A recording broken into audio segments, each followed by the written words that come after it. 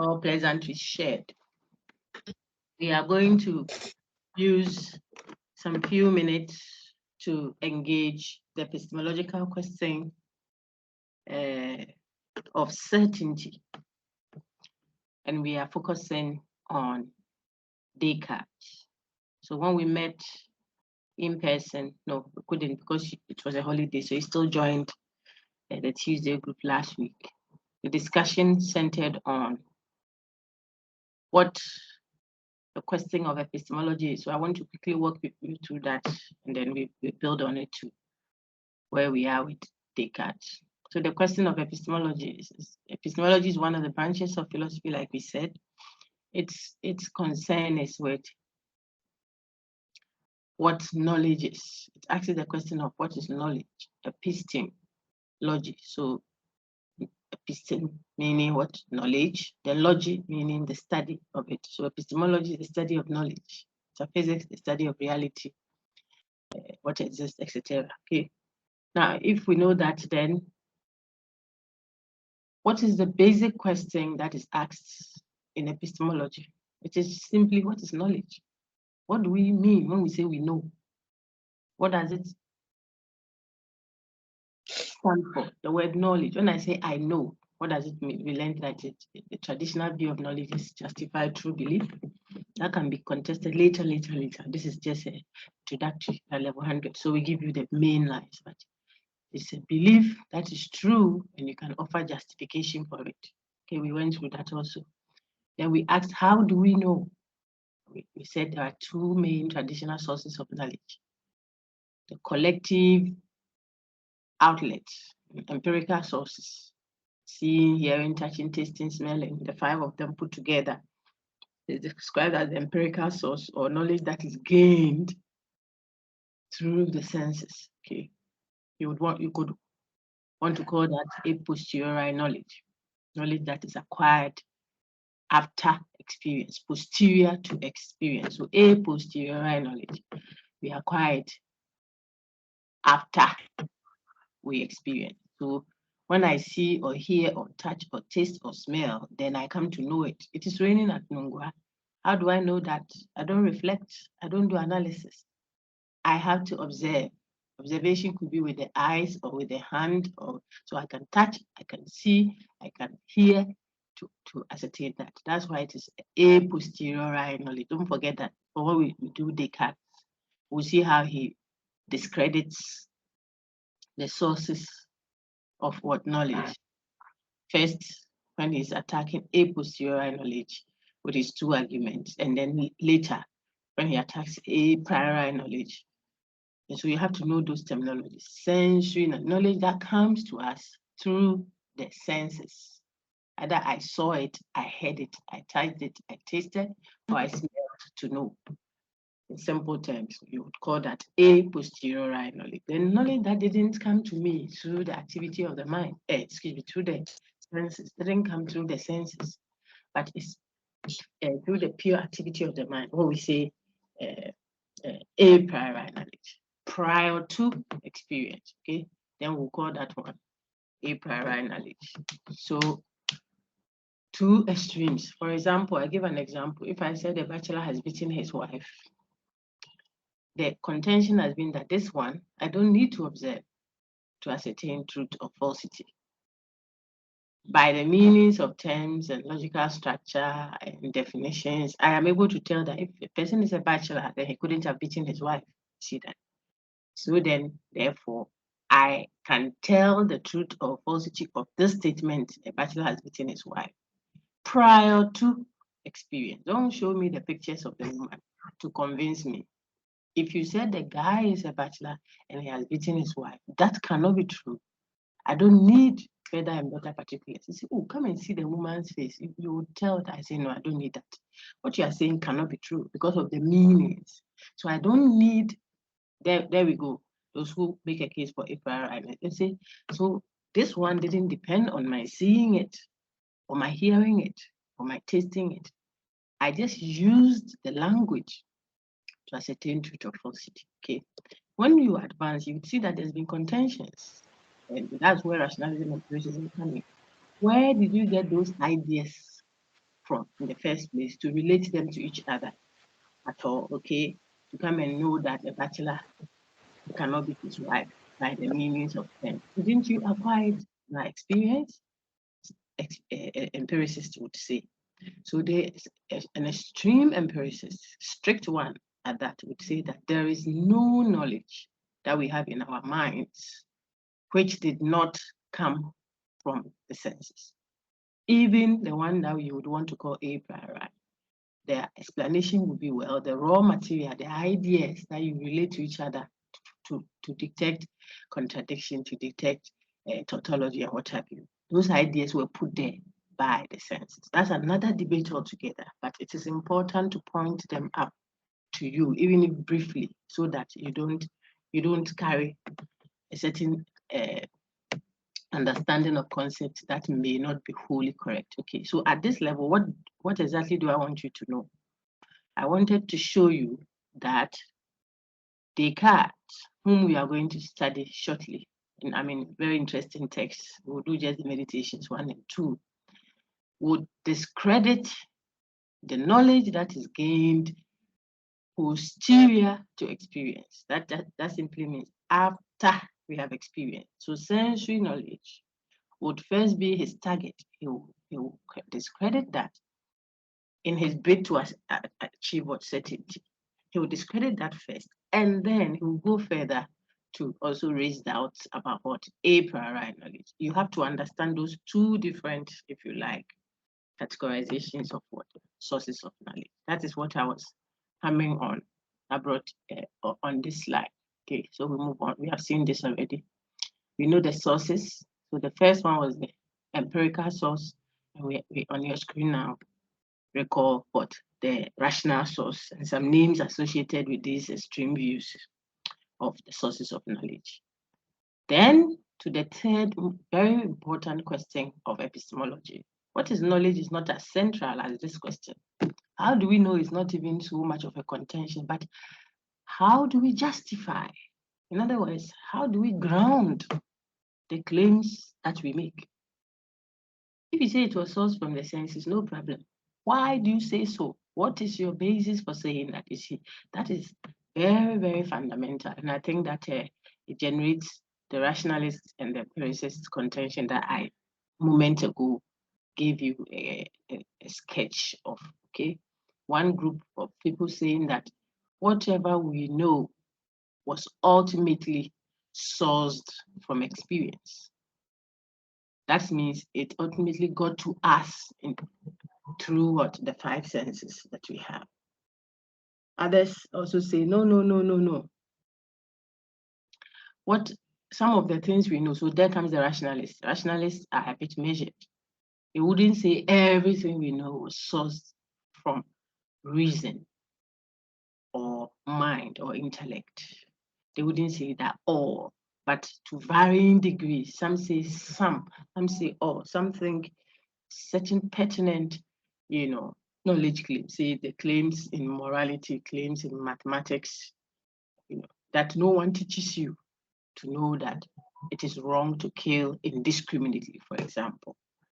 Something it is already imprinted in your mind. So that would be Plato and stuff like that. We are not doing rationalism now, but I just wanted you to see that there are varying degrees. Something is just geometric and mathematical truth that you already knew before, prior to experience. Now, the responses these two extremes are giving is what makes the third question of epistemology that you see on your screen now very interesting. That is what makes it interesting, because their responses have never been absolute, all the way to Immanuel Kant, who came in to synthesize the views and stuff like that. You'll see it if you did rationalism level 300 with us, where we can go into the intricacies of it. But for now on the screen, what you see is the justification of our knowledge claims and how it generates two traditional contending views of philosophy, or they think they are contending. Then we get to finally where we want to be, Descartes' meditations 1 and 2. And I want you to think of the word meditations as simply reflections, his thinking, not necessarily meditation as in prayer, chant or something like that. No, it's just a mental activity. He was thinking throughout this discourse that we are going to engage. I want one of you to read what you see on the screen quickly, so that I don't want this video to be too lengthy. Otherwise, you'll struggle with revision. So anybody quickly? Okay, no one wants to read. As I Joshua, go ahead, say. Okay. Key to understanding the text. 1. What question is Descartes seeking a response to? Okay, so let me come in. I'm sorry. So the spelling is Descartes, yes, but the pronunciation is Descartes. Okay, I can't gloss over it because you are doing philosophy. So let me just help. Like you're going to say today, and this is to the class now. If I wanted to say today, I would say day. So the DES, pronounce it as if you were saying day, the day. He's a French guy. So day, then the car, the TES is silent, it's French. So like day today, and then car, driving your car. So day car. But if once in a while you get, like I also do, and you get a little taken up away, what's the expression? You lose it, you say Descartes, even with a T. I feel that it will not be too offensive, like saying Descartes. Okay, so the word is Descartes, and that should go to the class. There are other names there that I think I should. It's Leibniz. Let me go back quickly and come. It's important. And sometimes it could be embarrassing if we spoke somewhere. So there are names here. This is John Locke. That's not difficult. David Hume. Bishop. This name is Berkeley. You pronounce the ER as if you are saying AR. Bar. So it's Berkeley. All of us get, sometimes we get it wrong, but that's fine. Then there's another one that I like to tell students, Lebanon. People say, I had a student say it's Lebanon. It's Leibniz. So if you saw EI, like Einstein, see, the name Einstein starts with E and I. I suspect it's German or Dutch or something. I think it's German. So Ein, Heineken, those who drink that, high, you see, EI, but it's not hey, it's high. Okay, so that if you see Leibniz, that's Leibniz, not Leibniz or something like that. Okay, you say, please go ahead. Let me go to that slide. Thank you very much. So we are reading this. What question is Descartes seeking a response to?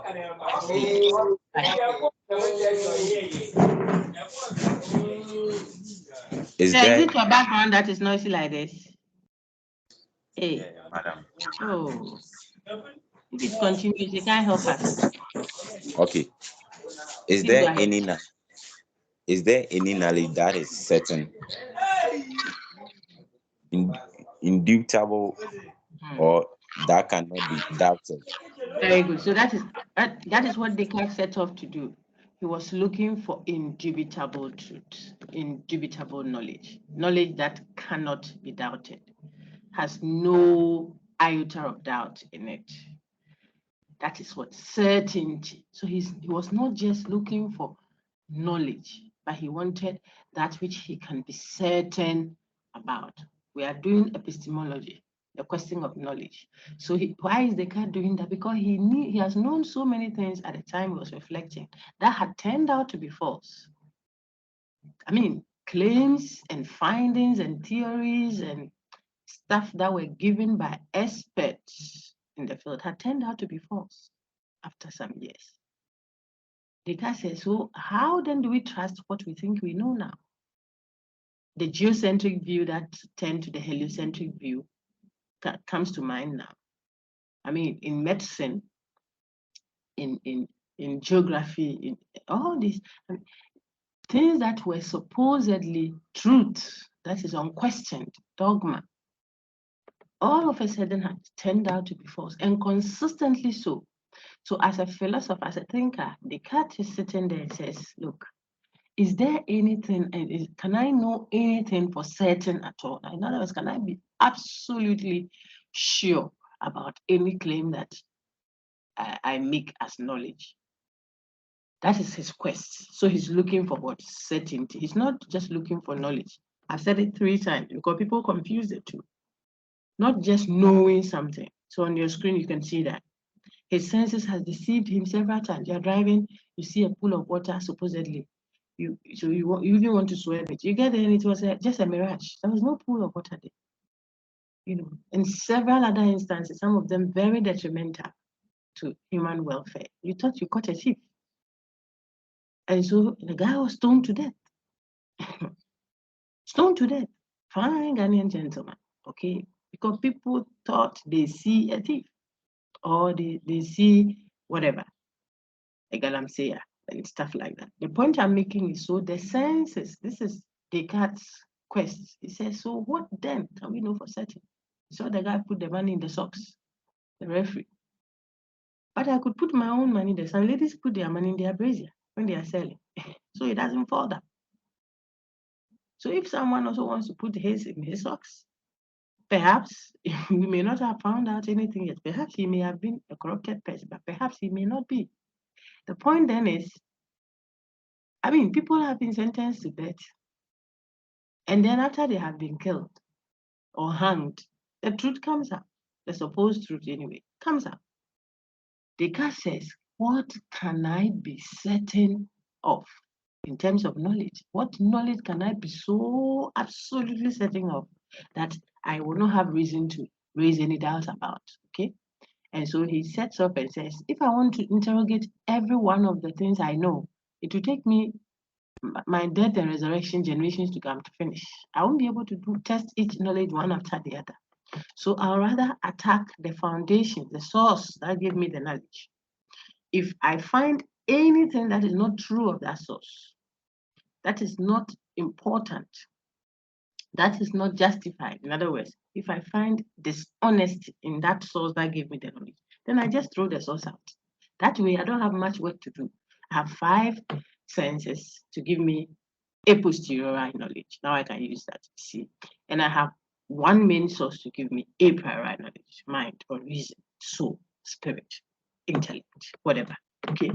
So if I'm able to discredit the total of 6, the 5 senses plus the mind, then I would know that perhaps nothing can be known for certain, perhaps.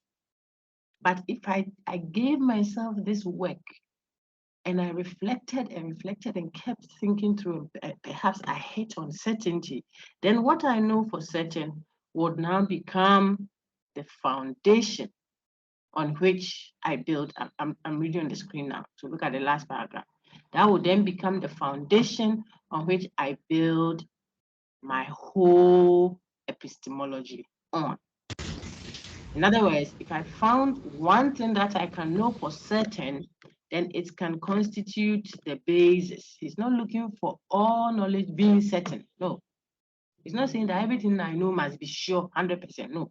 I just want one thing that is very certain, without any doubt. That thing, that knowledge then becomes the foundation on which I build my church. Okay. So I like the analogy. So I told your colleagues during the class on Tuesday in person, I said there was only one person God was looking for, a perfect mediator, one, to serve as the foundation on which all humans can now be what? Engrafted. So that through that one foundation, you can have perfection. You can have what? A borrowed perfection. You may not have it because we are, for all I've said, I'm teaching church now, okay? But because of that foundation, you can have a borrowed, a derived perfection. Think of it that way. Or let's go to geometry. If I were drawing with a compass, I would only look for a fixed point, you see, on the drawing board, on the paper there. I just fix the pin of the compass down to a certain center. And as soon as the center holds, if I turn the pencil around like that by twisting the compass and circling and drawing a circle, the radius will be the same on all sides. How is that possible? Because the center is fixed. There is a fixed point around which my revolving is what? Based. I am revolving and moving around, but there's always a limit. You see how we train dogs? I'm trying to use all means to help you see the logic of what Descartes wanted to do, the philosophy behind it.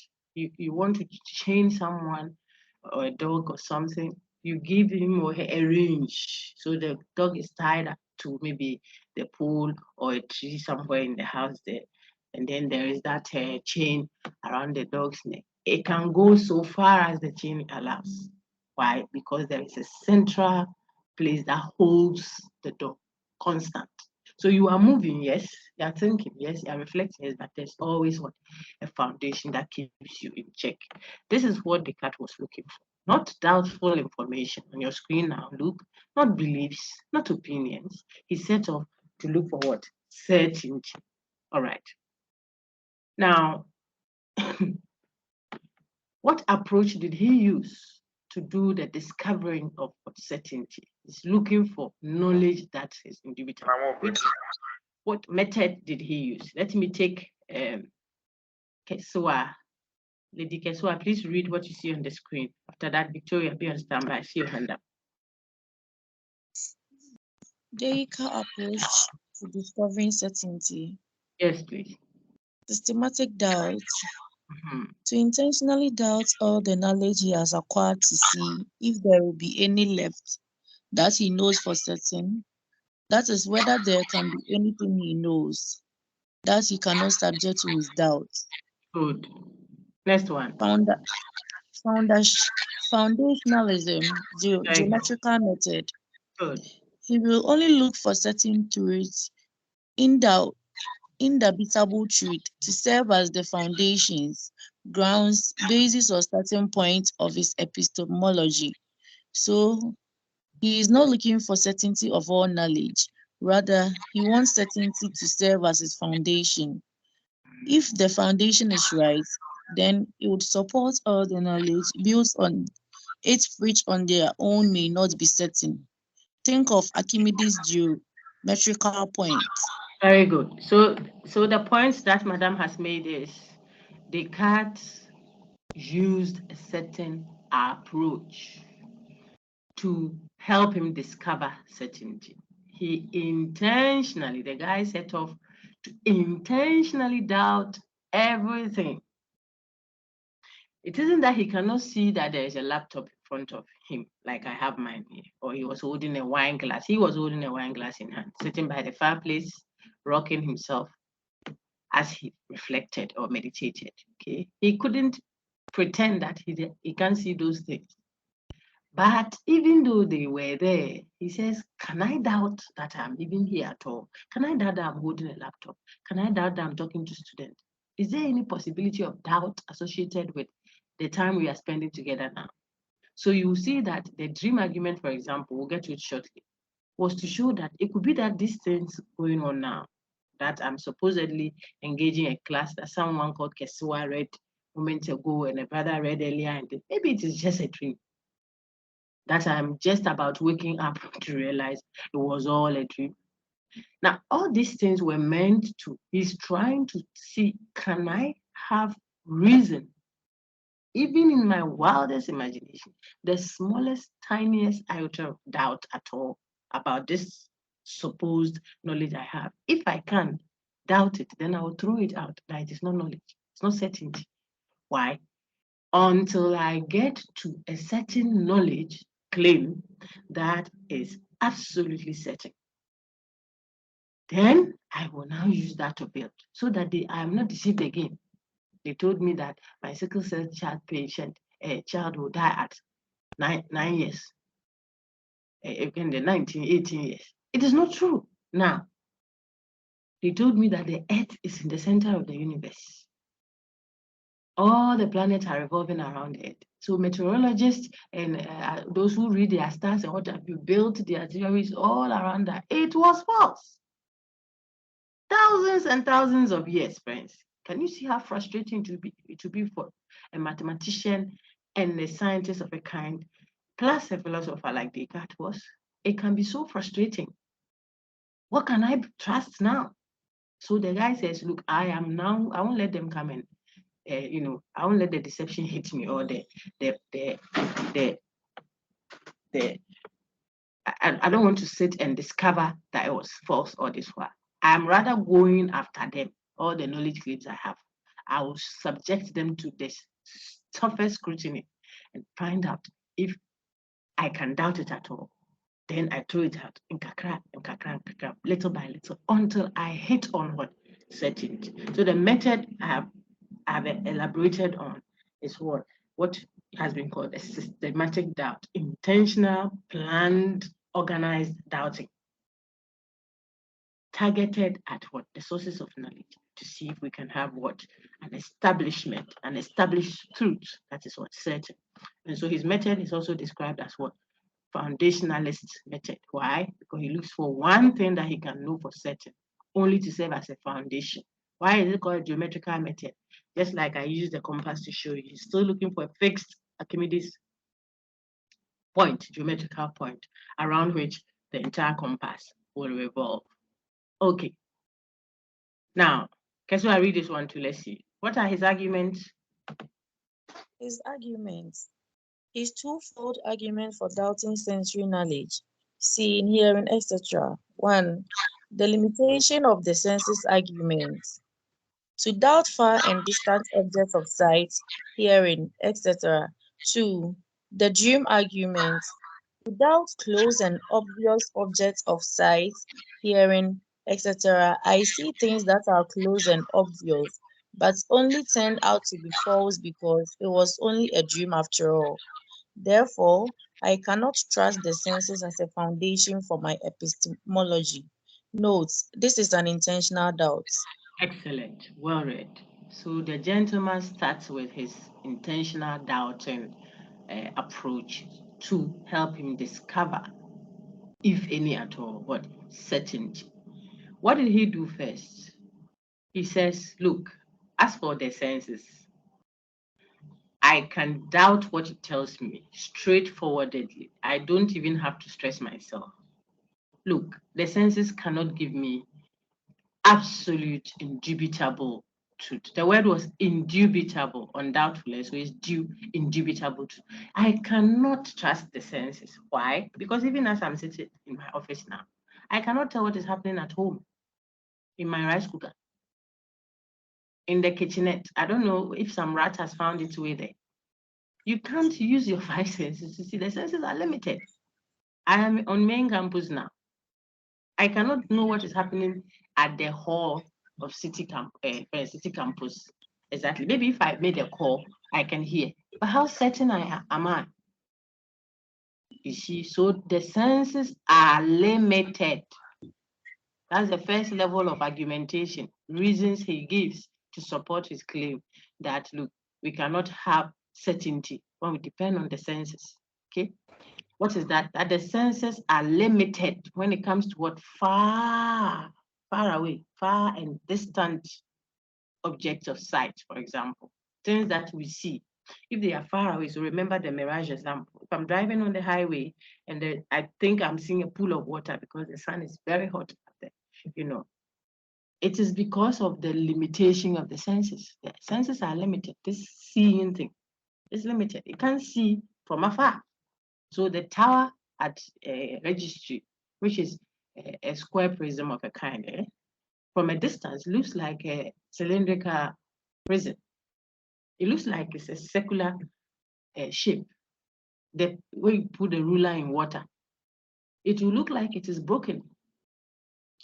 Why am I using all those? So the senses are limited. You would think you heard your mother getting out of the car at the gate, coming into the building. The mommy is coming. Let's put the ruler. The person can. It was daddy. Oh, I thought it was mommy. I thought I had mommy. Because our senses are limited. They are limited. So that's the first level of what? Doubting when it comes to objects of sight, objects of hearing, etc. They are what? Limited when they are far away and distant. That's the first level. But what about if the thing is not far away? That's what Sewa just read. The object of sight I'm contemplating on, trying to know whether I can see it with certainty right now. If it's far away, we know then that we can see the senses are limited. So they are not able to grasp the object well. That's why we may make a mistake and not encounter its real or true nature. But what about if it is this close, like my laptop is sitting in front of me like this, and we are engaging? How can I possibly doubt that I have not seen a laptop? You see, that is where Descartes says, I can still doubt even close and what obvious objects of sight. This is what Sewa just read. The second level of argumentation, premises he's offering to do his doubting aimed at what? Achieving certainty. What is the second argument? The dream argument. So both the limitations of the senses argument and the dream argument aim at one thing, to cast doubt on what? A posteriori knowledge that comes to us through the senses. He says, look, the thing is close to me, yes. I'm holding a microphone to my hand, yes. In fact, I'm even holding a pen, right? And he was holding a wine glass. So he says, how can I doubt that I'm holding a wine glass right now in my hand? What possible doubt can I raise? Then he says, well, I think I have a means of doubting this. Because when I dream too, it is so real. It looks as if the thing is really there. Like I'm holding the pen and writing a check of so and so billion in giving it to my mother because I love her and I want to take care of her. In the dream, I saw myself signing that much for her. So excited that I'm flowing the cash and affecting the family positively. Until I woke up to realize I'm sleeping in the garage there, still patching. You see the thing? It is so real, and I'm going to give you some more vivid examples. Too early, but you have to bear with me because I want you to understand. Those who wee on themselves, sometimes they just sleep and they see themselves by a gutter. I just muted you, don't worry, feel free and laugh. By a gutter, especially our fine brothers. And he thinks he's standing by the gutter. And so he's, pulls everything out and is easing himself. And before he knows it, the sleeping partner is slapping him left, right, center. Charlie, what did they do there? You know, she said they were the bed. The guy thought he's standing by the gutter. He was dreaming, but the dream is so real, says Descartes, until you wake up. So if you are not up, you are not able to tell the difference. That is why we don't know. There comes his connection with his doubt. He wants to show you how to relate that. So we don't know whether this laptop that sits so close to me. And so I say, oh, this one day we can't doubt it. What if I'm dreaming? What if there is nothing called the University of Ghana, course with some students? Currently, we are over 100 online, some lecture. Maybe you are some, I don't know the example to even give. I'm not even a student. You're just going to wake up to say, hey, speaking some language that is not even English and say, look, guys, I just had a dream. I was in some place, I think in Africa or so. I saw some human beings looking like some monkeys sitting there, I'm trying to show you.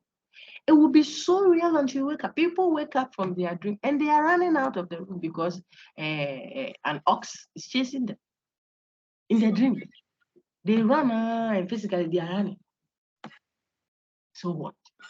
So if dream state and wakeful state are not different, see, until you wake up, then how are we able to tell whether even now, this close and obvious object I'm holding in my hand, object of sight, how do I know if this close, obvious sensory knowledge is itself not as a result of what? A dream. If it's a dream, it is not real.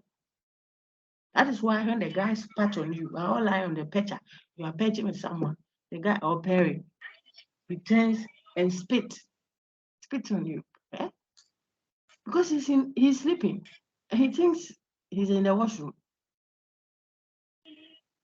So he clears the throat and pa on your face. Before you wake up, it is lying on your face. Why? Dreams are so real. Some will dream, and because they are eating in the dream, chicken or something that they lack, you see them lying by your side. And You see? But the thing is not really in his mouth, but he sees it in the dream until he wakes up. So if you haven't woken up, a dream doesn't know that it is a dream till you wake up. That's the second level of argumentation. What did he use the dream argument to do? Not to doubt every sensory knowledge. He doesn't need the dream argument to doubt every sensory knowledge. It's just a special kind of sensory knowledge that he uses the dream argument to doubt. Which one? The close and obvious sensory knowledge. Okay. The first one was what? Limitations of the senses argument to doubt sensory knowledge when it comes to objects of sight that are what? Distant. They're far away, distant. Then you use that argument. But when it is very close to me, I see the object like that. I am touching a table. You said this is not a table. How will I doubt it? Say, oh, it could be that you are dreaming. Maybe you're lying on a bed somewhere. You're not sitting by a table. How will you know when you wake up? So until you wake up, you cannot establish with certainty that you are seeing something. Therefore, the dream argument was to doubt obvious sensory knowledge. Well done. Now, the two argument, therefore, destroys one main source of what?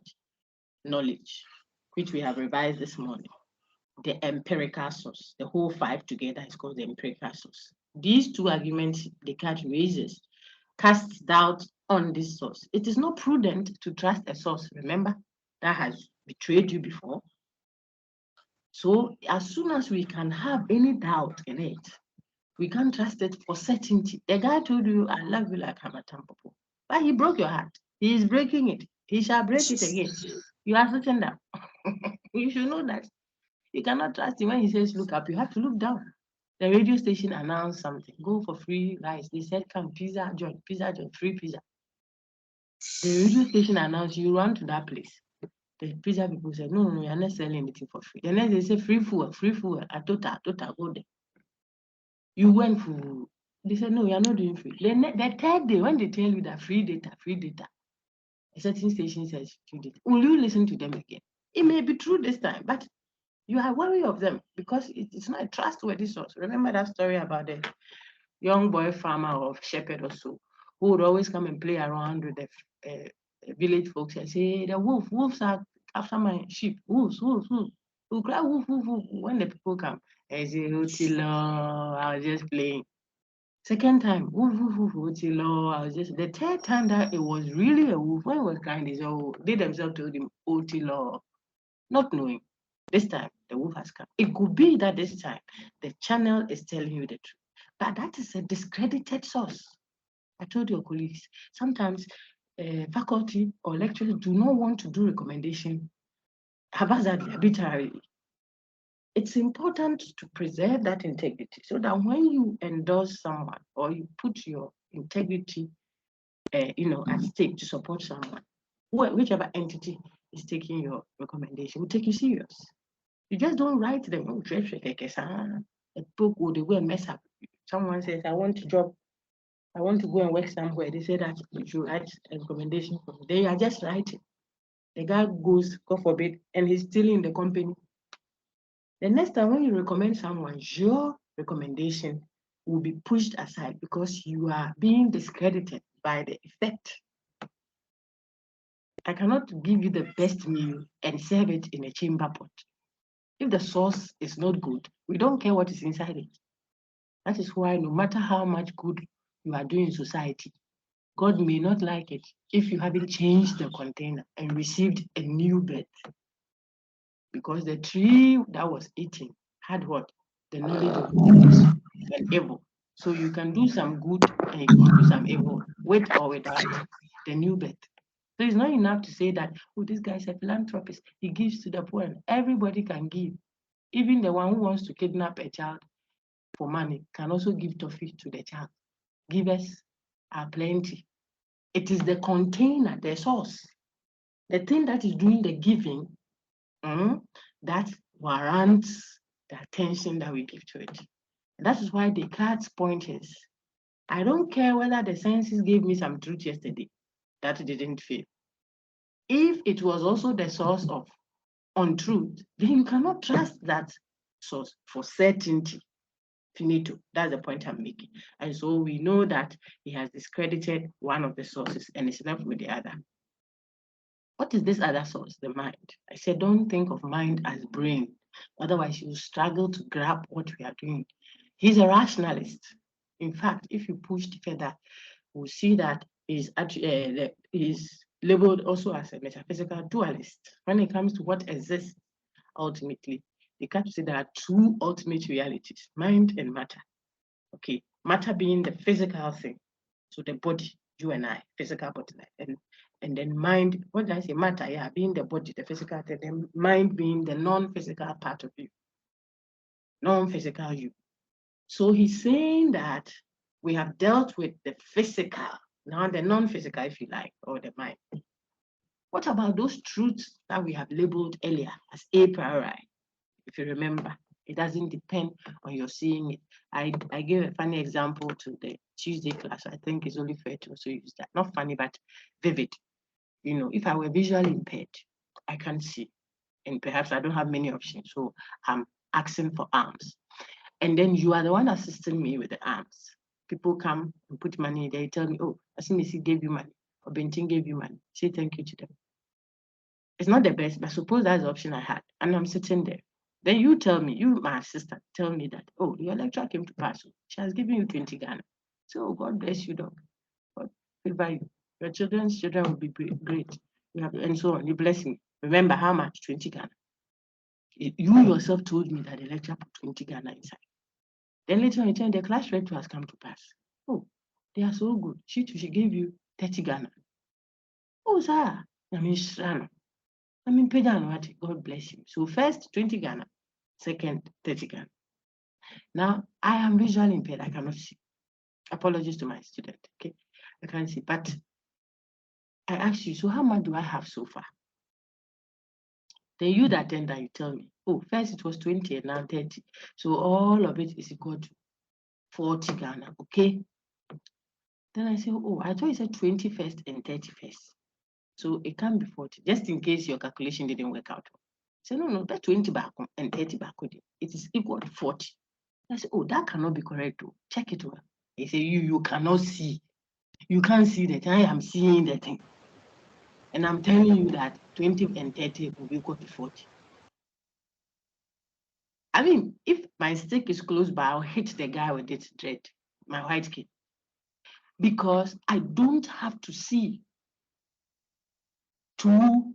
in other words, 20 Ghana and 30 Ghana before I can understand that they are equal to 50 Ghana.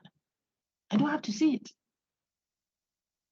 That's the point. That's the whole point of the illustration. I do not have to see the note to know that when you have 2 and you add 3, it will be equal to 5. Don't tell me that you don't have eyes to see that. I'm telling you, no, my brother. I can understand it. If it is somebody's dress color and you said it's red and I'm arguing that it's yellow, you can tell me that, oh, but you don't see him. I see him. I'm telling you that it's yellow. Perhaps I could concur and shut up if I want to. But as for concepts, like mathematical concepts, like geometrical shapes, this is the point of a priori-ness that Descartes was alluding to, okay? They are not seen to be, they are understood. They are meanings, you see. So a square is a 4-sided figure. When you say a square is a 4, you haven't said anything, just repeat it yourself. Because what we mean by squares, in fact, what we mean by 4-sided. When we say 2 plus 3 equals 5, we haven't said anything new. We are just defining the meaning. So the meaning of 2 and 3 is equal to the meaning of 5. That is why I don't have to see. Don't tell me you don't have eyes to see it. So 20 Ghana plus 30 Ghana has become 40 Ghana, and I should accept it. Why? Because I don't see it. So what you can see, so you are telling me that would be a falsehood. Now, if you got that, just that little example, then you will see why certain truths are called a priori. We know them prior to seeing, prior to hearing, prior to. You can't tell me that the bachelor living next door has beaten his wife mercilessly. Now the girl has lost all her teeth. Then you keep babbling on and bringing pictures upon pictures. I'll just sit quietly and let you finish. And then I think what you said is not true. It cannot be true. Not in this world. Not in the world to come. Because if he's a bachelor, then he cannot beat his wife. I've told you that when you advance, there are arguments that are more detailed, more intricate, and more rigorous. Because some would want to argue, the empiricists, for example, some would tell you that, how did you know the concept bachelor? How did you know the concept marriage? It came to you via the senses. So that's a different level of argumentation, but I have to let you know that that is also there for you to think about. Others say, no. It wasn't the senses that put it there. It was already imprinted, Plato, innate ideas. Okay, so when you advance, then you engage it. Here, I'm showing you that you can have certain truths that didn't get to you through the senses. So the bachelor claim that the claim that the bachelor has beaten his wife will be problematic. A priori analysis will tell me that that thing never happened. Oh, Auntie Judge, are you telling me that I'm a liar? A grown-up woman like me. I'm telling you that I am the landlady of that house. The boy lives next to my house, my room. They've rented my place. Which boy is that? That bachelor. And you say he has done what? He has beaten his wife the way he has beaten the girl as well. He has beaten who? Oh, open the area, I make us a match of Amunti. Wana Osujeni. You see the problem? It can never be true. A prior analysis. You say, I'm going to bring you the pictures. Grandma, I don't need the pictures. What you are saying is not true. So it means that there are certain truths. If you don't speak it well, in other words, if you speak in a certain way, I can examine it logically, the language of it, and I'm able to tell you the truth value of that statement without observation or independently of observation. That's the whole bit about a priori truth. Okay, they don't come through the senses. Now, if you got that, then the question is, how then do we doubt a priori truth? We and Descartes, we are trying to see if that one too can be doubted. Sister Reed. Say what? His argument for doubting the knowledge acquired purely by the mind's activity independently of sensory experience. A priori truth. The evil genius, into bracket, demon arguments. If I can conceive of a possible being who is so powerful as to be able to deceive me, even about a priori truth, such as a square is four-sided, 2 + 5 = 7, then such truths which do not depend on experience could also be doubted. Therefore, I cannot trust the mind also as a foundation for my epistemology. Both sources have so far been discredited, but Very good. I think you're reading very well. Well done. thank The you. next one, let my Miss Sewa to read some, okay, before I'm beating up. There was a hand earlier before my Miss Sewa. So you all read. Now, so the guy says, okay, even these a priori truths or truths that we know independently of experience, they can also be doubted if I wanted to doubt them. This is the guy sitting down, reflecting, meditating, so to speak. I could think of a possible powerful being who is evil. Why evil? Because if he is good, he cannot be the source of deception. Remember, the chamber pot cannot give you the best service of food. We don't care how the food is. From a chamber pot is big trouble. The water may be good, but if you are passing it through a gutter, or excuse me, the waste, I've forgotten the name for that, where we flush the loo to pass through. If that is where you are bringing me clean water, but it goes through that loo pipe hole before it comes to my tap, what have you done to me? It's contaminated. So sometimes God is blessing us, but the container is contaminated. So when the blessing comes, you don't see. You chuckle at the guy at the gate there because he was wearing security man's dress. He's just doing it for service. When he finishes, it could be a possible candidate to the banking in the same bank map. But you didn't see it because now the container now is leaking. You can't see. Okay, so remember this example I've given you to help you see that sometimes the thing coming is good, but because of the channel, it is corrupted. That's what we are still talking about. And Descartes says, what if there is such a powerful being? Remember, that's why they say, some call it evil genius, smart guy, genius, or evil demon. Some use the demon so that you see it's more powerful, so to speak, than Descartes. Why evil? That's what I explained. So that he can, or it can be the source of the evil, because that being will be deceiving him. And if he's a good, powerful being, he cannot be deceiving. That's why it's evil. Okay, so evil genius. Now, the evil genius argument says that what if there is such a powerful being that is filling my mind with that deceptive knowledge, no need for right? See? In other words, what if 2 + 5 should have been 30? But this evil, powerful being is making me think that 2 + 5 is 7. Is that possibility something we can think of at all? Is it a possibility to consider at all? At the wildest imagination, yes, it's possible. Then they can say, then even Abraham, right, I don't trust them. Remember what he set off to do. Don't get distracted. He's intentionally going to find, like someone that is being carried. I mean, if someone is drowning, even when he sees straw, he will hold it with all his energy, that the straw will save him.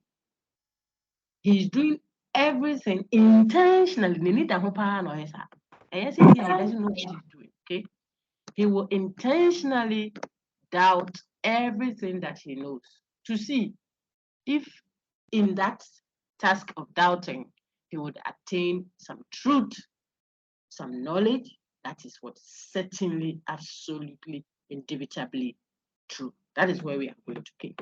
So the gentleman now says that if this is possible, that is, if it's possible for me to be deceived, to have been deceived by an evil demon, then I cannot even trust what a priori truth.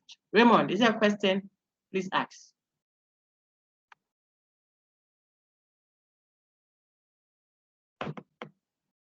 Okay, I don't think it's a question.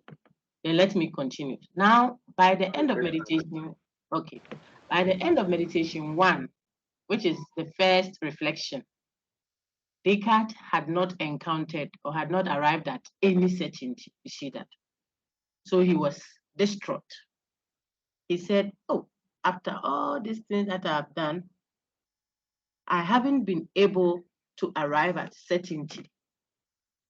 It's so sad, but well, I'll go and sleep and wake up and see what happens.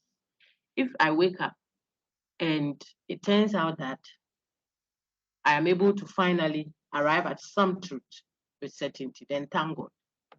But if I get up and I still reflect and reflect and reflect, and I don't get any certainty, I will at least know that there is no certainty of any truth. Okay? That means if I wake up and it turns out that I didn't achieve, after all my reflections, I don't get to know anything for certain, I will still at least admit one thing that I know, which is that what there is nothing that I can know for certain. Okay, so if you're making your notes, write this down. That means that Descartes cannot be correctly labeled as an absolute skeptic. You cannot label him as an absolute skeptic then, because he was willing to admit at least one thing that he can know, which is that what nothing could have been known what for certain. That is his posture. His posture was not that of an absolute skeptic. So who is the absolute skeptic? An absolute skeptic is a person, a skeptical person. In other words, someone who is doubting. The word skeptic just means doubt, doubt. So an absolute skeptic is that person who claims that we cannot know anything. Write it down. Write what I've said. You can get confused, so write it down. We cannot know anything. Yentumi nim bibiara. Onye nwele noko. Yentumi nim she. You see, cannot. Not we do not know anything. No. Not we cannot know some things, no. But the absolute skeptic's claim is that we cannot know any. Cannot is a language of God. Can't. You can't give birth. You can't pass. You can't have. Can't. Who told you? Can't. So you want to be careful. Yes, you use maybe. Also, as far as I know, that's safer. Now, the absolute skeptic says we cannot know anything. And we are saying that that absolute skeptic view is self-refuting. It is self-contradicting. It shoots itself in the foot. What does that mean? When you say we cannot know anything, you actually mean that we know that we cannot know anything. So you just gave us an example of what? Knowledge. When you say that we cannot know anything, what you intended to say, you yourself, you have given an evidence to refute it, to negate it, okay? That's why absolute skepticism is not defensible. They claim that we cannot know anything at all. As soon as you said it, you yourself, you have given us one knowledge. So Descartes cannot be correctly labeled as what? An absolute skeptic. There's the point. The next then will be, then if Descartes is not an absolute skeptic, how will we label him? He was a philosophical skeptic. A skeptic means, like I've said earlier, someone who is doubting something. But his own was philosophical, and the philosophical skeptic simply is going beyond the everyday assumptions we hold. He's doubting what we would normally accept for a higher or a deeper answer. He's looking for a deeper answer. So when we all say, oh, we caught him with a phone, so we have evidence to take to court, the philosopher will say, what if? Could it be? Shouldn't it be? The questions the philosopher asks are meant to let us go beyond the obvious and question and shake the foundations of what we believe we know, so that there can be what? A watchman watching the watchman, sort of. So philosophical skepticism is a higher level of doubting, but it is not absolute skepticism. The philosopher would accept some truths, but would be questioning others. Is man free? Can there be a just society? How do we organize our political system? If I say, is man free? I'm asking a philosophical question, because already you have to be free to be asking that question in the sense of the word free. But you are going beyond how we use the word free to raise a deeper question. Okay? So philosophical skepticism is not absolute skepticism. The absolute skeptic's claim is we cannot know anything. Descartes didn't say that. He was willing to admit, if he didn't find certainty at all, that at least one thing is certain, which is that what he cannot know anything for certain.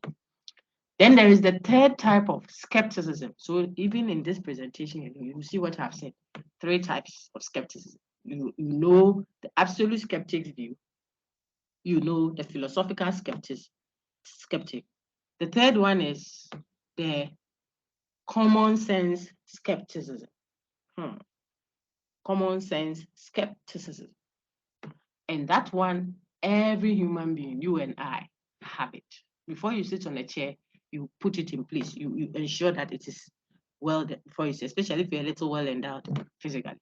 And you don't want to fall down and break your shoe. When you are fitting the shoe, you walk in it a little to see. They give you a glass of water, you look inside. You want to make sure there isn't any germ in it before you drink it. If they give you a pen to sign a very important document, you use the pen to write somewhere off the document a little to see if the pen writes well.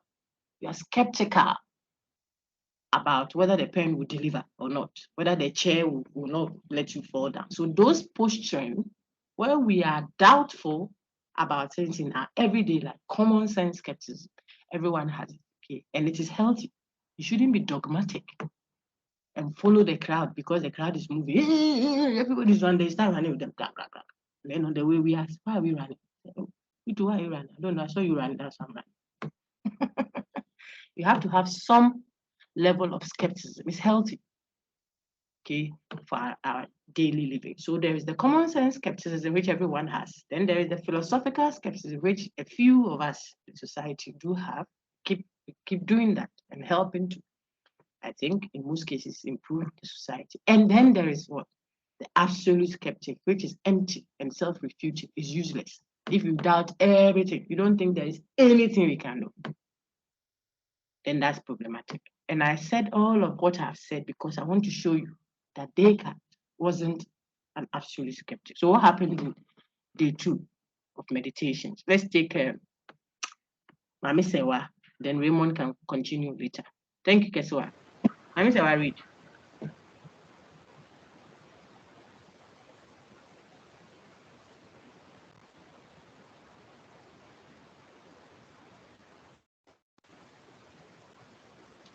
If Mami Sewa cannot read, let's take Raymond. Raymond, please read for us. Thank you, Doc. Certainty at last. By the end of meditation 2, Descartes realizes, however, that there is one thing he can know for certain, one indubitable truth, that is that he exists anytime he thinks of it. I think, therefore, I am. Cogito ergo sum. Think of it. He must exist before he can be deceived by the senses, the dream, the evil genius, or even his own mind. Even if he wants to subject this certainty to his systematic doubt, he still must first exist to be able to doubt that he exists. Very good. Now, what do we want to say? It's simply this. So you would see that we have gone through several, even in our discussion, several minutes of doubt. Descartes sets up the second day and says, I think that something seems to be stable in all this doubting that I've been doubting in my search for certainty. What is that thing? Whenever I am being deceived, whether by the dream argument, okay, by the evil demon argument, or by the objects of sense, mirage, the tower, the ruler, madam speaking, you thought it was your daddy. Whenever this deception is going on, Descartes, I have to be there.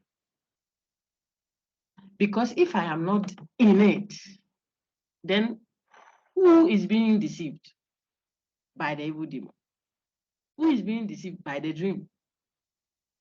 I have to be there. If I'm not there, the deception cannot go on. So there's one thing that seems to be certain. This is Descartes, certainty. One thing that I am very certain about, that I know. What is that? That I have to be there to be deceived. I have to exist to have been deceived by the senses, or to have been deceived by the mind, the evil demon. If I am not there, what is being deceived? So Descartes says, my existence then, he cannot speak of your existence because he sees you to know that you exist. And the things he sees, he cannot be certain about. What he hears, he cannot be certain about. Gone through all that. The source has been discredited. So if I'm seeing you, that is why I know that you are there. Then I can't trust it. His own arms and eyes and legs, the same. I know that I have a hand because I can see it. If I don't see it, then if I see my hand and I don't trust my senses, then it means I cannot be certain whether I have hands or legs or what type. I Descartes. But there is something that I am. I am something. That thing is that thing that is being deceived. Whatever I am, I cannot tell. I'm showing you why it is a thinking thing that exists, not the hand.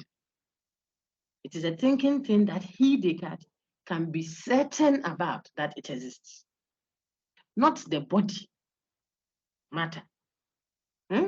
Because It is, now there comes the revelation proper. It is when I am thinking, when I am doubting, when I am affirming, denying, being deceived, all of these mental states, he puts them together and calls them what? Thinking, thought, meditation, okay, reflection. When that is going on, when I'm thinking, then I know that I exist. When I'm doubting that I exist, then in fact, that rather tells me that I exist. Really? Yes. Think about it. How can I doubt Descartes? How can I doubt that I exist if I don't exist to do that doubting? I will have to exist to be able to doubt that I exist in pool. Oh, maybe the evil demon is deceiving you that you exist. You don't exist. Well, for him to deceive me, I have to exist before he can deceive me that I exist or I don't exist. So the I is constant, certainly there all the time.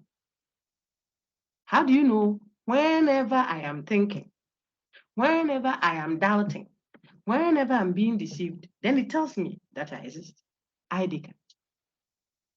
That is what has been captured in Latin, the cogito ergo sum, meaning what? I think, therefore I am. I think, therefore I am. Cogito ergo sum. I exist anytime I think of it. So me being who they are, not tell me cemetery. Community here. Where am I being? If I'm not living, how would I think about my living? How would I doubt my living? Even if I want to doubt it, that is the part that even hates me. Me, myself, Descartes, if I wanted to doubt that I exist, I'll have to exist to be able to do that doubting. I think you get it now. So Descartes' conclusion is then his own existence is a certainty. The knowledge of his own existence is a certainty. Anytime, it's a conditional existence. You see, I know I exist only if I am thinking. It is the thinking, the state of being, thinking, doubting, affirming, denying. That is what establishes the certainty that he exists. He has to exist as something, but it can't be the body. So he says, then it is what? A thinking thing. Now, Raymond, please read this very last slide, and then we are done.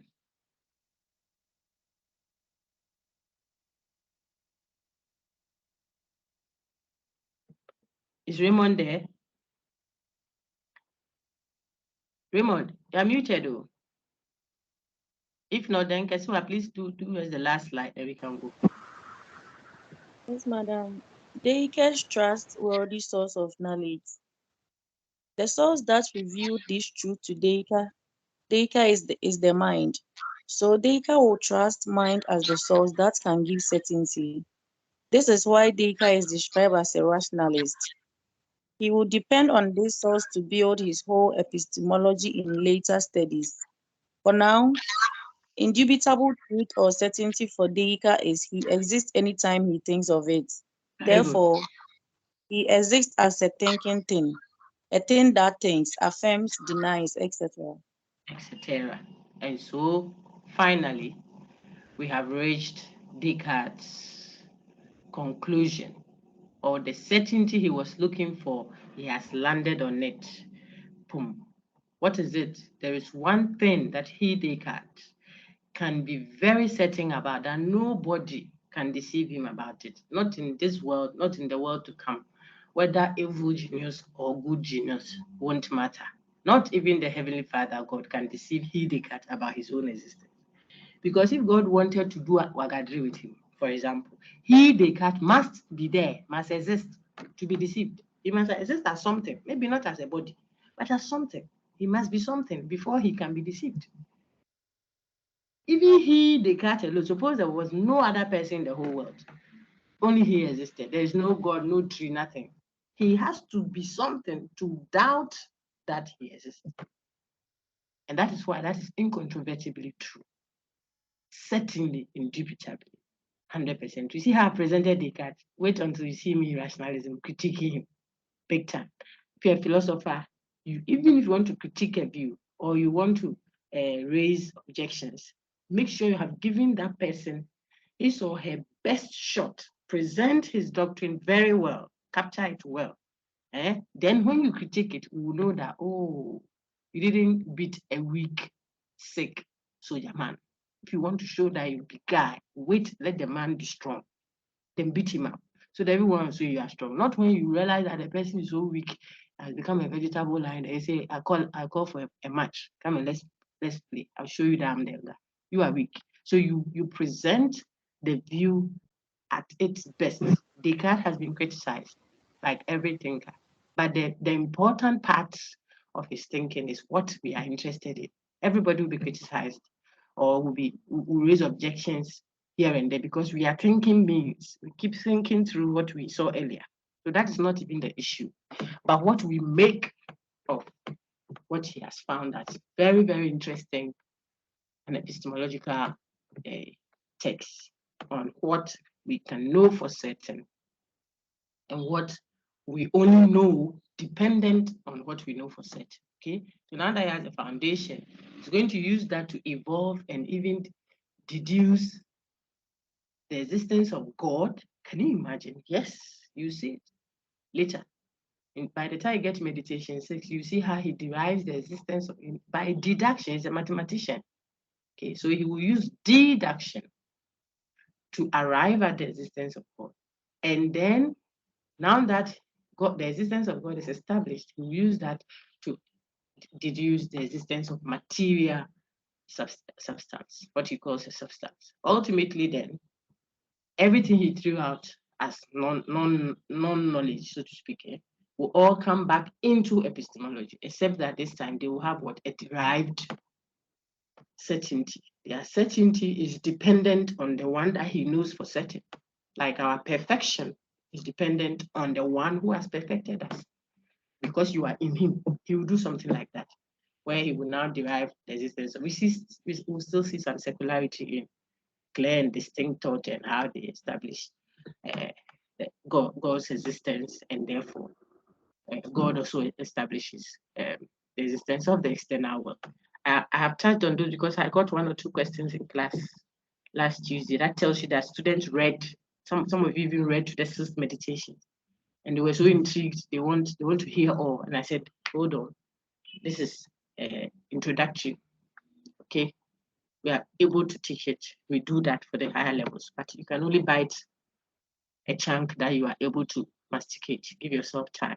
So I just touch on them to show folks. But your focus is, it started with doubt, it started the senses, which we call a posteriori. Later, the mind and its activity, what it produces, a priori. And then ultimately, by meditations too, he had arrived at what? The certainty of his own existence anytime he thinks of it. The practical relevance, 1,001 of them. We have seen some in the past. So when you are so sure about what you think you saw, and for that reason, you are making deductions and drawing conclusions, and maybe sentencing people to death at once. We're talking about instant justice or mob justice. Oh, this one there, we got him red-handed. I do gaming, Jimmy Wong, you know, one let gun, that kind of thing. We all, I'm included in that. We want to be measured. Remember what Descartes said. You could have been dreaming, you could have been hallucinating. All meaning that it could be that what you are seeing is not what the truth is. Give yourself time. We learned that also from Plato, who was taking it from a metaphysical point of view. Descartes looks at it from an epistemological point of view, knowledge. So you heard it, yes. No one is doubting that you heard it. You heard them talking in the room. Could it be that the lady was being compelled to speak that way so they can get a recording to indict her? It's her voice you're hearing on the video, yes. But so what? So you have proved something with certainty? No, if you're an investigator and you do that, you don't have a philosophical training. So give yourself time. We may never be able to establish the certainty of it, but at least if we give time, then we are able to reduce the margin of error better. Okay, so on your screen, you have been told make these theories practical, show how they relate to everyday life. And we have done that over and over and over again. Kamijechi advises, when you study the philosophy, the theories, the reflection, the conceptual analysis, make sure that it ultimately responds to what? Practical problems of existence. Otherwise, you didn't achieve your philosophical target. Thank you very much. I would want to take your questions now if you have any. I don't think you do, but I would give time to take them. If not, then we are so done. We can end as you prepare. We have just one topic left. Elizabeth, what's your question? But I don't want to kind of look at it. Elizabeth, your hand just shut up. Ask your question, please. Elizabeth, Co-post. Elizabeth, Okay. please ask your question. Yeah. Okay, so please, my question is the fact that we are very much convinced that what is happening in our dreams, no matter how far they are from reality, is the truth.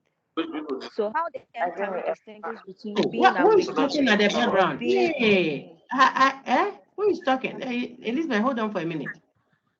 My dear friends, get yourself muted, okay? So I can hear Elizabeth. Stephanie Owusu, keep your thing muted, please. I'm waiting, Auntie. Elizabeth, go ahead. Thank you. So please, the fact that we are very much convinced that what is happening in our dreams, no matter how far they are from reality, is the truth. So my question is, how then can we distinguish between being awake in reality or being in a dream? Okay, so you have rather said what Descartes is saying.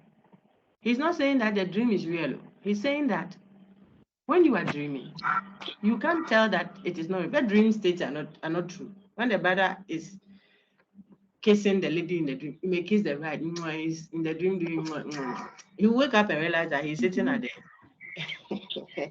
the workshop there, still doing his fitting work. So the dream he was having is not actually happening. But he won't know that it is not actually happening until he wakes up.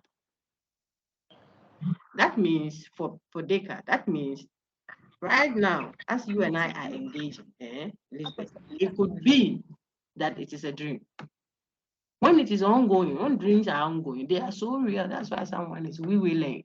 And she's wee-wheeling. Push, then he's wheeling on you if you are sharing a bed with him. Because he thinks he's standing by a gutter. That is what he's seeing in his dreams. You see, so that's just the point Descartes is making, that if that possibility is there, then right now, that I think I'm seeing my pen in my hand as I sit in my office here. This is so close, I shouldn't doubt it. But he says, can I possibly doubt this? By appealing to the dream and saying that, oh, this thing also happens when I'm dreaming.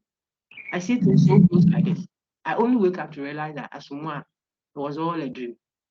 So it is possible that the possibility is possible that I may be dreaming, that they will wake me up right now and say, sorry, Copra, get up and go and sleep.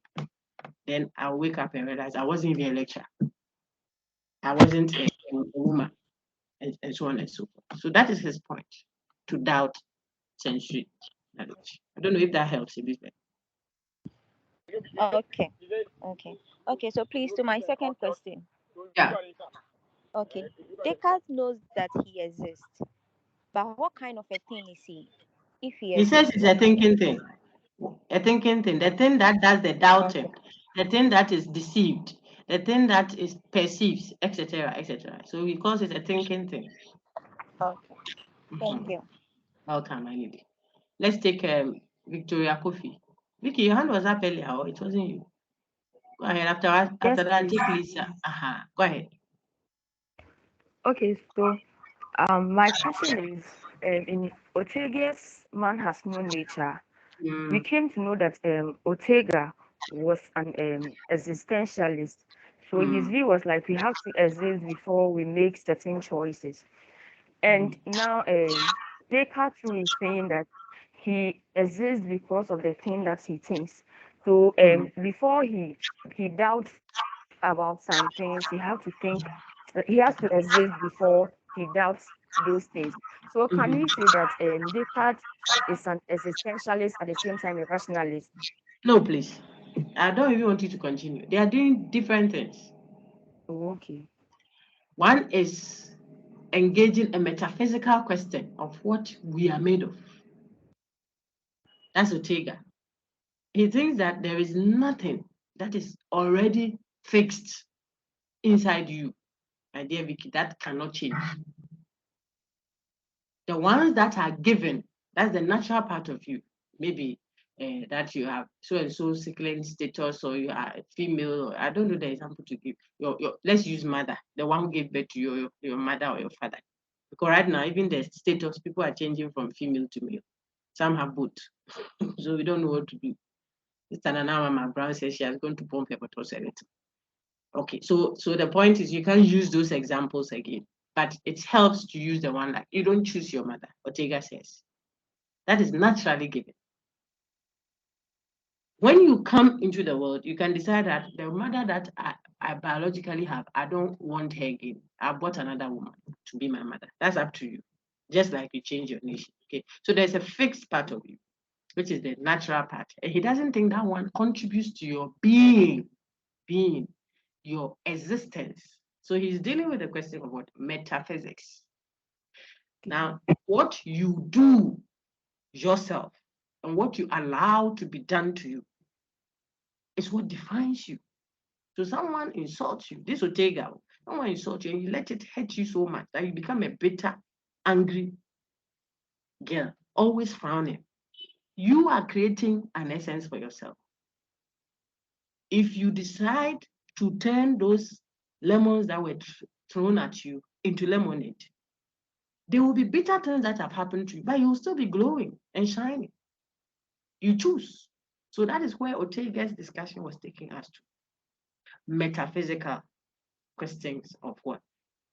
Human nature. It is a theory of human nature, who a human being is. And that is where he disagrees, that you don't have a fixed nature like the stone does. You have some part of you that is natural, but it is not definitive of human beingness because of the other part of it, the extra-natural or anti-natural part, which really is the driving force for change. Now, Descartes is not talking metaphysics at all, at least for here. He's dealing with what can I be certain about? What can I know that I'm 100% sure of? That is what takes us through that line. And this is the methodology he uses. And finally, he arrives at his own existence. And I'm saying that if we continued, you will see that he will now use the certainty that he has attained as a means to deduce deduction. He's an intuition deduction thesis kind of rationalist. This will not be helpful to you, what I've just said. So don't let it even bother you. It's level 300. But he will use that to do deduction step by step to arrive and to bring in all the other. So if I know something and I want to be sure if what I know is worth the while, I have to run it by what reason, says Descartes.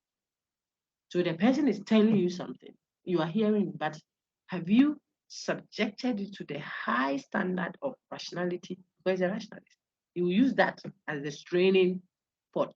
Showing or the best sonnet, assembly. That's what he will use to strain every knowledge coming. So that even if it is not perfect knowledge he has gotten, it will not come with all the Santra. It will not come with all the chaff. That is what he has done to give us a means to attain a higher degree of what? Knowledge that is likely to be true. Because now he has the standard to do that. All right. Thank you very much. Let me take Lisa now. You're welcome. Lisa, go ahead. Then we'll take Rebecca Dapo.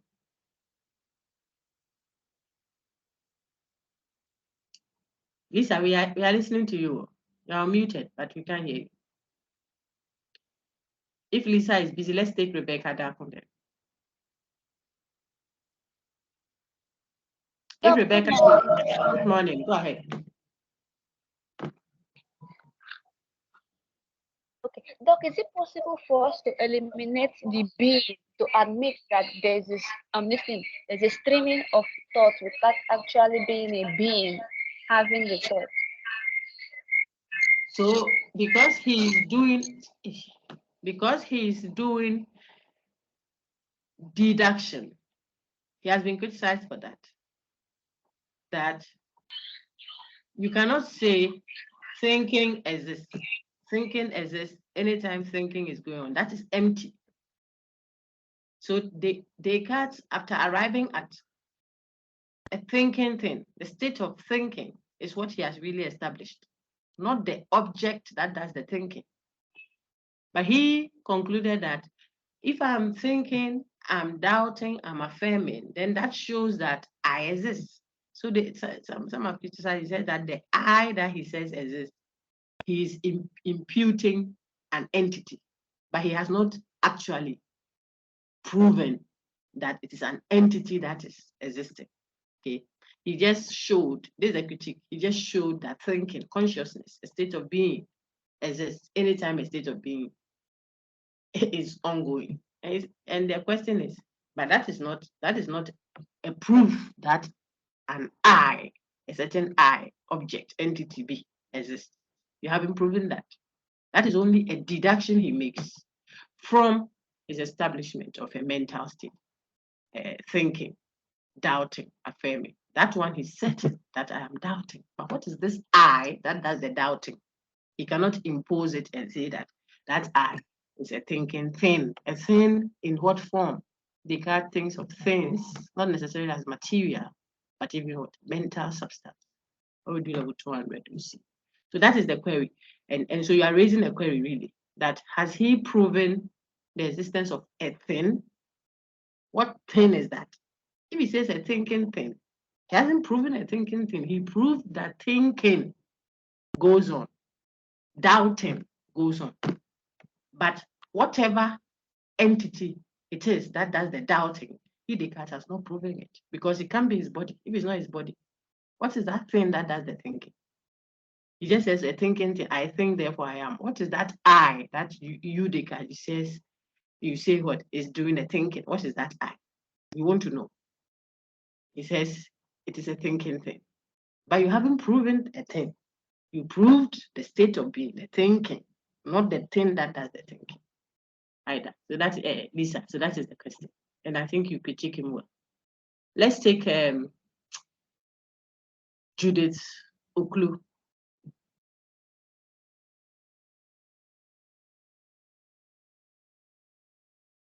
Yeah. Go ahead. Please, when you were talking about Descartes' thoughts on dreams and how they can be so real, but at the same time they are not real. They are not real when you wake up. When you wake up, continue. It brings my mind to it's a little bit diverse from what we are talking about, but it brings my mind to deja vus, and I would like to know your thoughts on that. Please go ahead. You say it brings your mind to what? Deja vu? Yes, please. What is deja vu? Like a feeling of seeing something that already happened. A feeling of something that has already happened. Seeing something that has... Yes. Like sometimes we'll be here, then it looks like this thing, it has happened before. Yeah. Yeah. I don't know if we'll get to do that together, but we'll do that.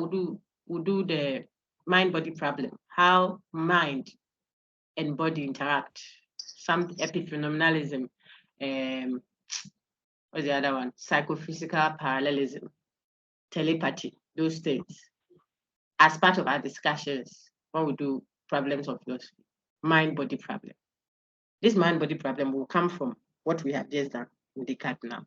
He will end up saying that there are two ultimate realities. Now that is not epistemology any longer, that's metaphysics. When it comes to what really exists, Descartes' philosophy, at least as he is traditionally known, would say that there are two ultimate realities, mind and matter.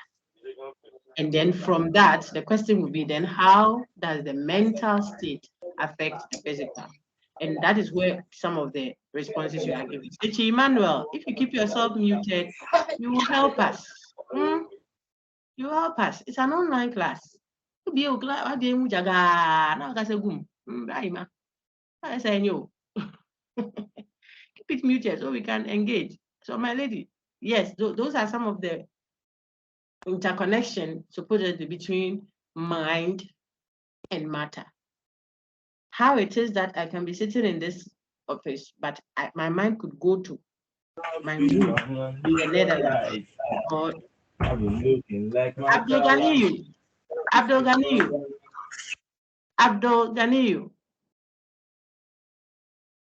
The next time I will not prompt you. I'll just deduct marks on Sakai. I'll just be doing that without your notice. Because online etiquette is very important for academic work. You wouldn't do that if we were in person. We have had a very nice session. Wow, look at what we are adding to our recording. This will be on YouTube many years to come. Why? You want your name to be known for online, lack of etiquette. I just want someone. Please be mindful. Okay, sister, so the question you asked, yes, it's one of the ways that the supposed mind and matter interact. And we are going to engage them a bit more. But yes, you could think of it that way. So a certain state when you are in is not real. Hallucination is one of them. The person thinks she's hearing voices. You people are there, you can't hear. So you say he's hallucinating. We'll discuss those extensively. Thank you. Let's take Rebecca Dark.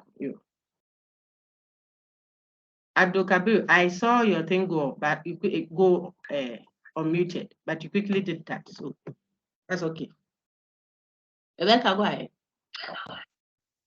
Okay, the state of lucid dreaming where people consciously make themselves aware in their dream that they are dreaming, like they are aware when dreaming that can it refute the dreaming argument?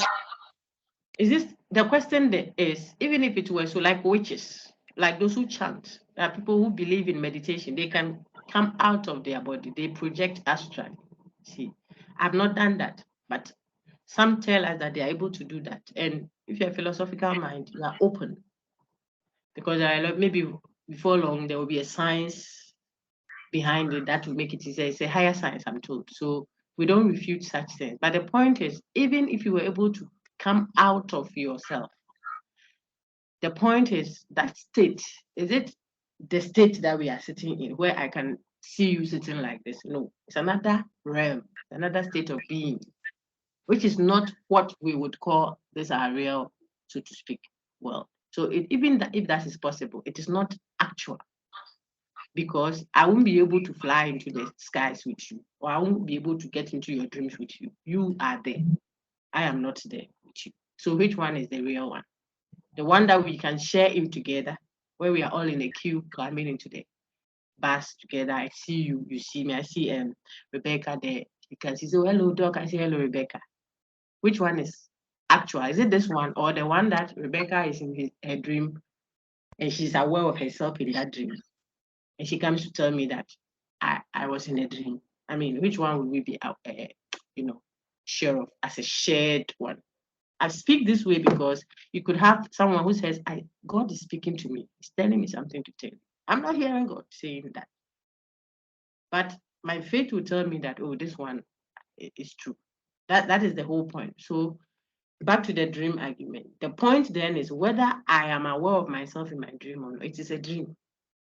Maybe the point you want to make is, so I am able to distinguish a state that is not real from one that is real.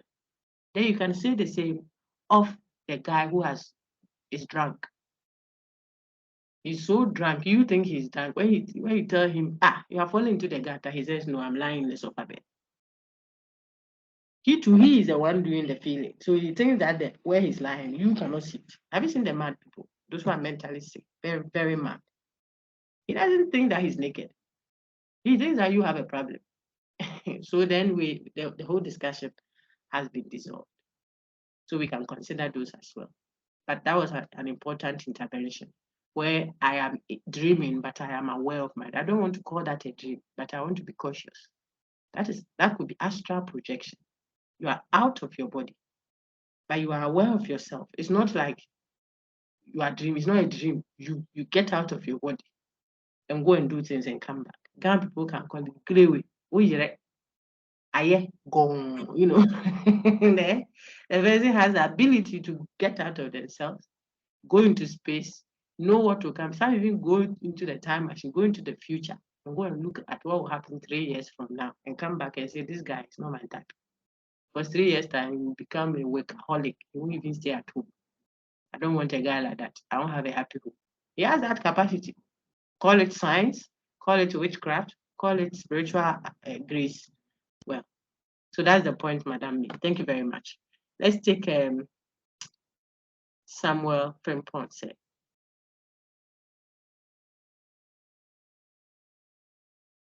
Samuel, you're muted, please. Oh, then I can take Agnes or Hime. Agnes, go ahead. That will be the last one.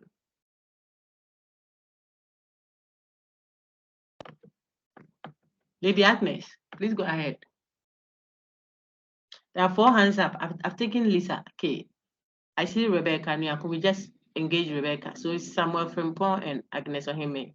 Any one of you unmute and ask if it's a question. If not, then we are so done. Madam, please, I haven't taken me. Who is this? Lisa. I was doing I thought you spoke earlier. Oh, I thought you spoke earlier. Go ahead, Lisa.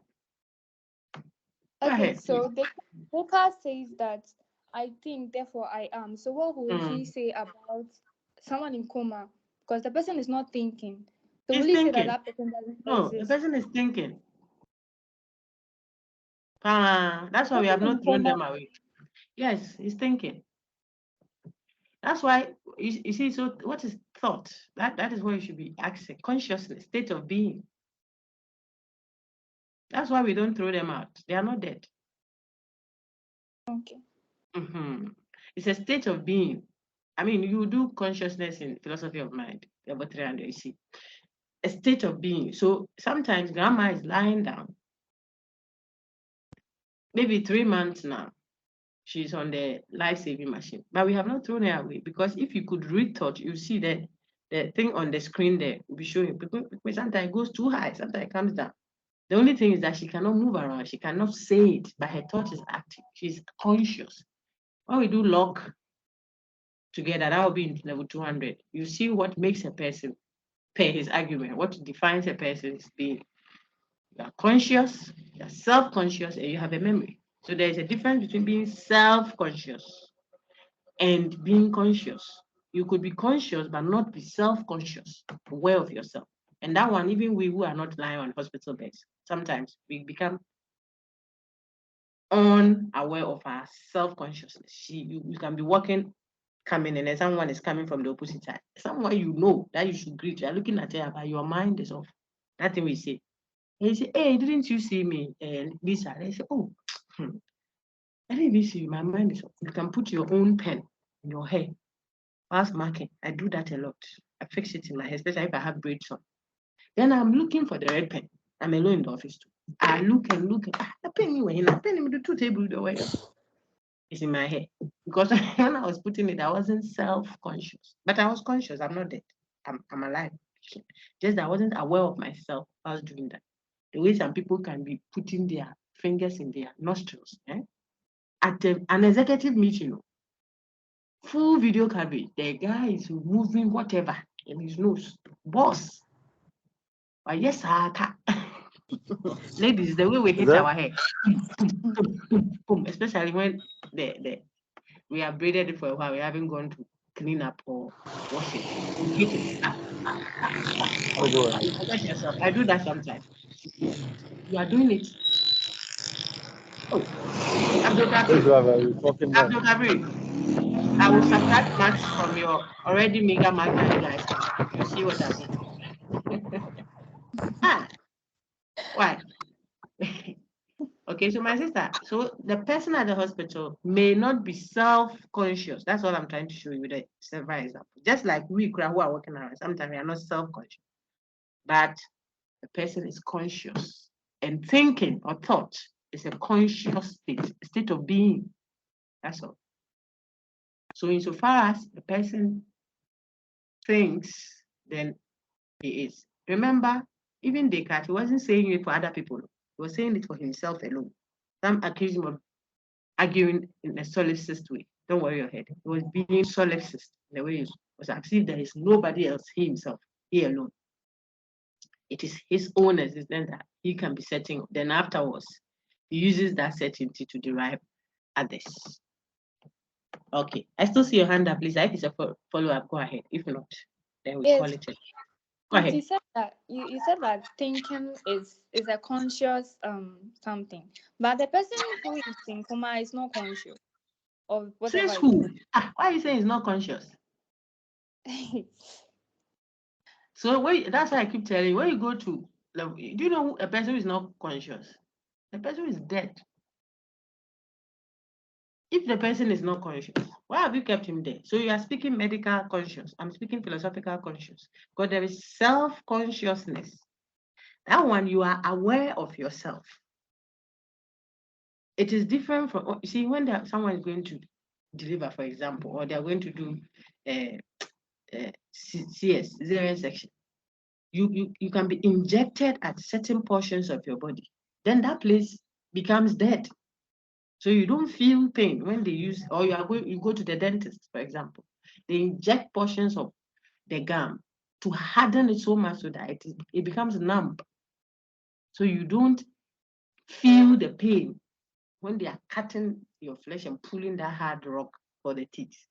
But when the numbness loosens out later, you see Pepe. So at that time that place is numb, doesn't mean you're unconscious. No, you are conscious. You are just not self-conscious. That's why what I'm doing is a philosophical discussion.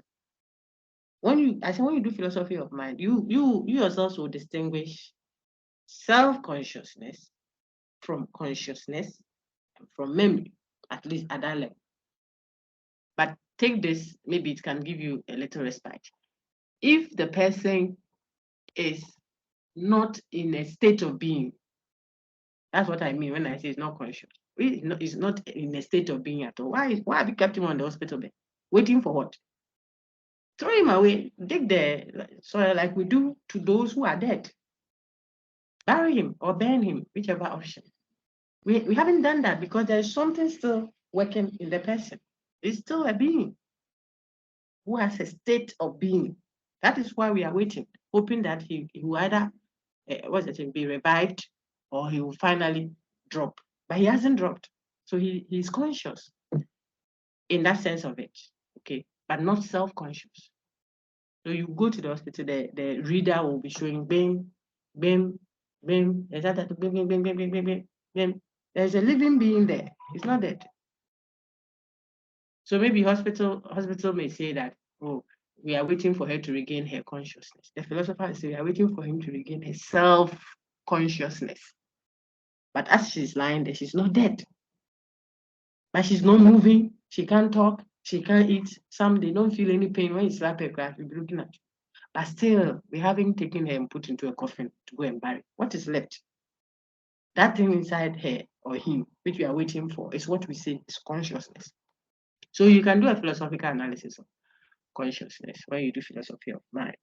I'm sure you see the book, What It Is to Be a Bat by Rosenthal Henschels. Can you think the way the bat thinks? Can you put yourself in the shoes of your cat at home? When you are killing the mosquito, can you put yourself in the state of being a mosquito? Maybe if you did, you won't hate a mosquito. You will just you just ward them away. If ants enter your sugar, you may only lift the sugar and put it on the wall so that the ant will go away. You can't have the vim, the strength to kill even an ant. If you tried to just work at putting yourself in their shoes, pretending, trying to put yourself in their state of being as ants, then you may not hit at them at all. Thank you, everyone. I think I enjoyed the session. Thank you. Keep reading. You asked very intelligent questions. I hope we get to do these discussions together through our second year and the third year, if you are able to. Then we will be able to fill in some more gaps. Have a wonderful week. All the best and take care.